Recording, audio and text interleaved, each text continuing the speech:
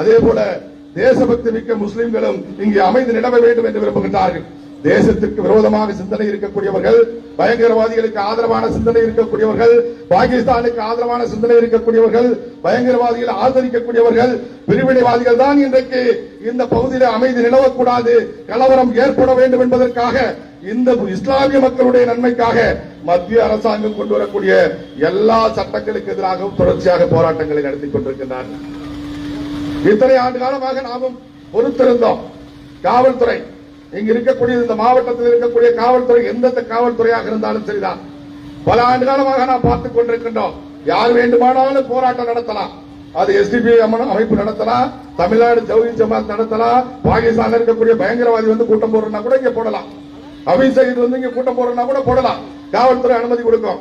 ஆனா பிஜேபி கார இந்து இயக்கத்துக்கார போடுறதுன்னு சொன்னா அனுமதி கிடையாது. உடனே அதை தடுத்து நிறுத்துறது, கைது பண்றது, சிறையில் அடைக்கிறது, கேஸ் போடுறது, வழக்கு போடுறது, இது வழக்கமா போச்சு. அந்த அடிப்படையில் தான் நீங்க தேசிய கொடி ஊர்வலத்தை கூட தடுத்து நிறுத்திருக்காங்க. எந்த ஆர்ப்பாட்டத்தை நடத்துறதுக்கு அனுமதி கிடையாது. 3 மணி வரைக்கும் பேச்சுவார்த்தை.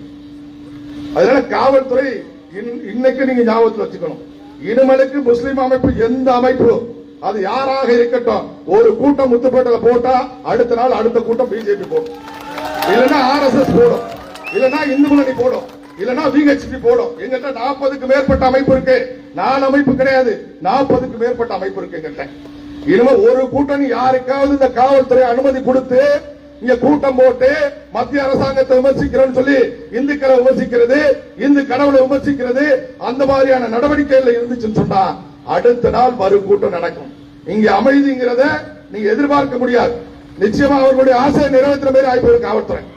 இதுதான் கடைசி, காவல்துறைக்கும் இதுதான் கடைசி, இங்க இருக்கக்கூடிய இஸ்லாமிய அமைப்புகளுக்கும் இதுதான் கடைசி. இதோடு நீங்கள் நிறுத்திக் கொள்ள வேண்டாம். இல்லைன்னு சொன்னா கண்டிப்பாக ஏற்படக்கூடிய விளைவுகளுக்கு நீங்கள் தான் பொறுப்பாவீர்கள்.